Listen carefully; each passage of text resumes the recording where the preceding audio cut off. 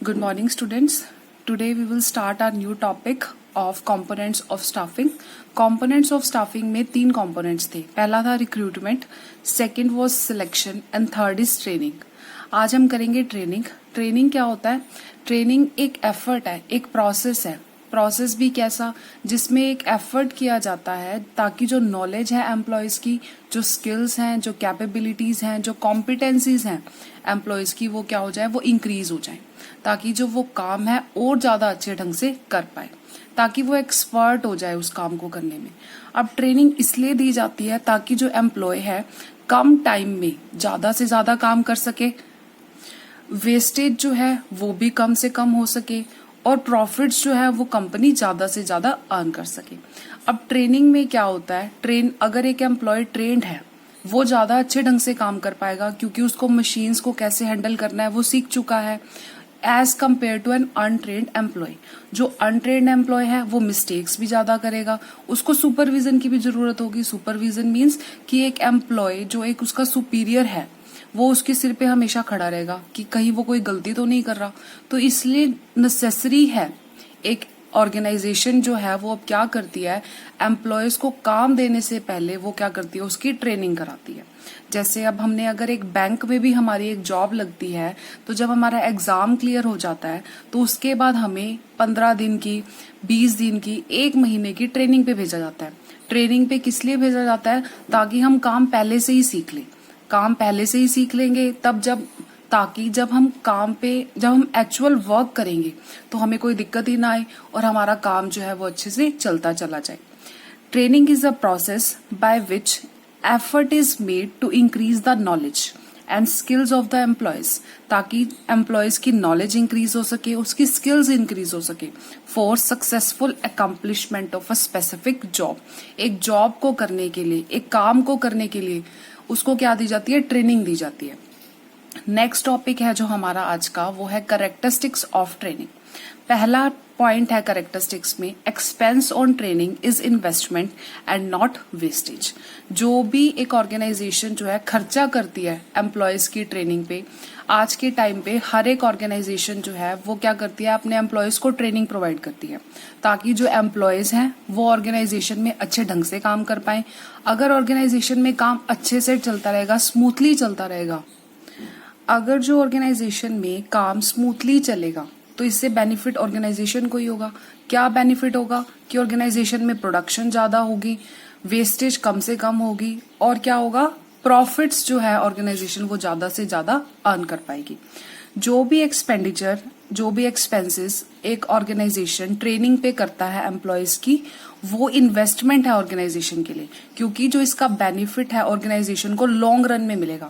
आपने training employees को आज दी है तो वो जो है ऑर्गेनाइजेशन में काफी लंबे टाइम तक काम करेंगे, तो इससे क्या होगा, ऑटोमेटिकली अल्टीमेटली क्या होगा, बेनिफिट ऑर्गेनाइजेशन को ही होगा लॉन्ग रन में, लंबे टाइम तक वो अच्छे ढंग से काम कर पाएंगे.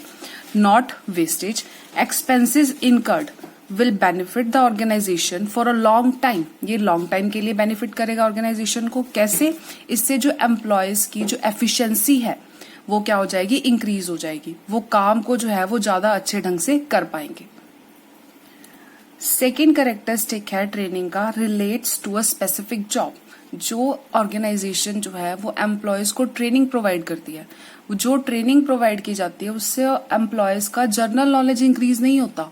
जनरल नॉलेज को इंक्रीज करने के लिए ट्रेनिंग नहीं प्रोवाइड की जाती, बल्कि एम्प्लॉयज की स्किल्स को, उनकी एफिशिएंसी को इंक्रीज करने के लिए ट्रेनिंग प्रोवाइड की जाती है.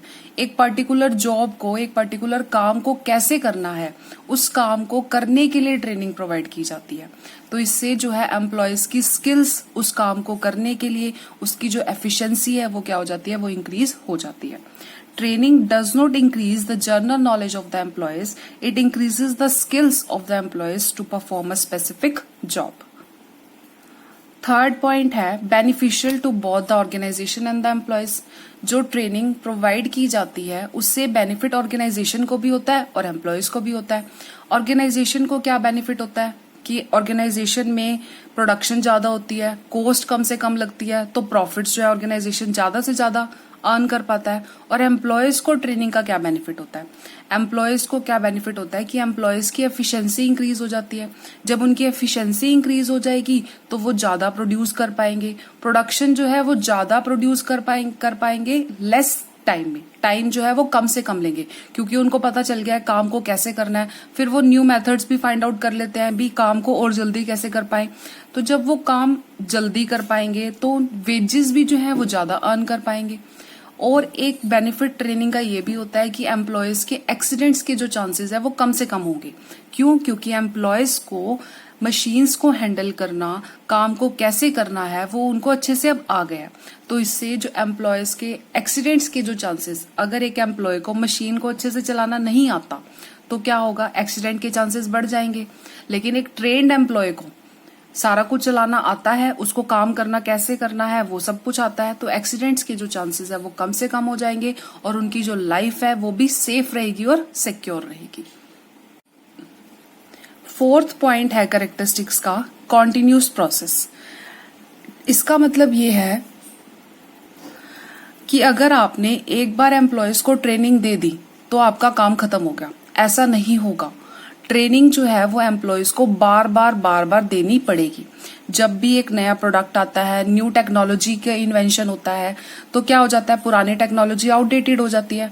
अब नई टेक्नोलॉजी को कैसे यूज करना है, न्यू प्रोडक्ट को कैसे यूज करना है, उन सब के लिए क्या दी जाती है? एम्प्लॉयज को ट्रेनिंग दी जाती है। तो ट्रेनिंग जो है वो एक बहुत कंपलसरी हो जाती है जब न्यू टेक्नोलॉजी आती है। जैसे फॉर एग्जाम्पल हम ले सकते हैं, पहले कंप्यूटर्स नहीं थे, तो जब कंप्यूटर का इन्वेंशन हुआ तो कंप्यूटर को कैसे यूज करना है, कैसे उसको ऑपरेट करना है, उसके लिए एम्प्लॉयज को क्या दी गई? ट्रेनिंग दी गई। तो जैसे ही कोई नई टेक्नोलॉजी आती है तो ऑर्गेनाइजेशन में ट्रेनिंग प्रोवाइड करना एम्प्लॉयज को वो कंपलसरी हो जाता है। जैसे ही बिजनेस में चेंज होता है, जैसे हमारा एनवायरनमेंट जो है वो डायनामिक है, एनवायरनमेंट चेंज होता रहता है तो बिजनेस भी चेंज होता रहता है। जैसे बिजनेस चेंज होगा, बिजनेस एनवायरनमेंट चेंज होगा, तो ट्रेनिंग तो एम्प्लॉयज को कॉन्टिन्यूसली जो है प्रोवाइड करनी पड़ेगी। अगर कॉन्टिन्यूसली प्रोवाइड नहीं की गई तो हमारा बिजनेस जो है वो पीछे रह जाएगा, एम्प्लॉयज जो पीछे रह जाएंगे तो हमारा जो बिजनेस है वो लॉन्ग रन में सर्वाइव नहीं कर पाएगा। फिफ्थ पॉइंट है, training and development are different. Training का मेन एम होता है एम्प्लॉयज की स्किल्स को इंक्रीज करना, उनकी एफिशिएंसी को बढ़ाना एक काम को करने के लिए। ट्रेनिंग जो है हर एक लेवल ऑफ एम्प्लॉयज के लिए चाहिए, चाहे वो एम्प्लॉय टॉप लेवल पे काम कर रहा है, चाहे वो मिडिल लेवल पे काम कर रहा है, चाहे वो लोअर लेवल पे काम कर रहा है। हर एक एम्प्लॉयज को हर एक लेवल पे ट्रेनिंग की जरूरत होती है। लेकिन जो डेवलपमेंट होता है, डेवलपमेंट क्या होता है? एक एम्प्लॉय का ऑलराउंड डेवलपमेंट करना। डेवलपमेंट किस लिए किया जाता है? ताकि फ्यूचर में एम्प्लॉयज को और ज्यादा बेनिफिट हो सके। जो डेवलपमेंट की जरूरत होती है वो मैनेजेरियल क्लास के लिए, जो मैनेजमेंट वाले लोग हैं उनके लिए ज्यादा डेवलपमेंट की जरूरत होती है ताकि वो फ्यूचर की एक्टिविटीज को और ज्यादा अच्छे से भाप सके और ज्यादा अच्छे से कर सके। सिक्स्थ पॉइंट है essential for old and new employees. अब ट्रेनिंग कोई ये नहीं है कि सिर्फ न्यू एम्प्लॉयज को चाहिए, ट्रेनिंग जो है वो ओल्ड एम्प्लॉयज के लिए भी जरूरी होती है ताकि ओल्ड एम्प्लॉयज जो पहले से काम कर रहे हैं वो और ज्यादा अच्छे से काम कर पाए, ताकि जो उनकी स्किल्स हैं और ज्यादा ब्रश्ड अप हो पाए, ताकि वो और ज्यादा जो है वो अच्छे से काम कर पाए और डेडिकेशन से कर पाए, एफिशिएंसी जो है उनकी और ज्यादा इंक्रीज हो जाए। So far as new employees are concerned, training is needed, but even for the old employees need to be taught new techniques. अब old employees हैं, उनको नई टेक्निक्स के बारे में उनको कैसे न्यू टेक्निक्स पे काम करना है, उन चीजों के लिए भी ओल्ड एम्प्लॉयज को ट्रेनिंग देना जरूरी होता है। And their knowledge is to be brushed up regularly. Last point है जो हमारा आज का, necessary for all managerial levels. Training जैसे मैंने अभी बताया हर एक लेवल ऑफ एम्प्लॉयज के लिए जरूरी होती है। सबसे पहला लेवल है सुपरवाइजरी स्टाफ। ये कौन सा है? Lower level. अब इनको ट्रेनिंग की जरूरत होती है ताकि ये क्या कर सके? बजट बना सके, डेली कितना प्रोडक्शन हुआ है उसको रिकॉर्ड कर सके, कितनी परचेजेज हुई हैं उसको रिकॉर्ड कर सके, रिकॉर्ड्स जो है वो अच्छे से मेंटेन कर सके। इन सब चीजों के लिए सुपरवाइजरी स्टाफ को ट्रेनिंग की जरूरत होती है।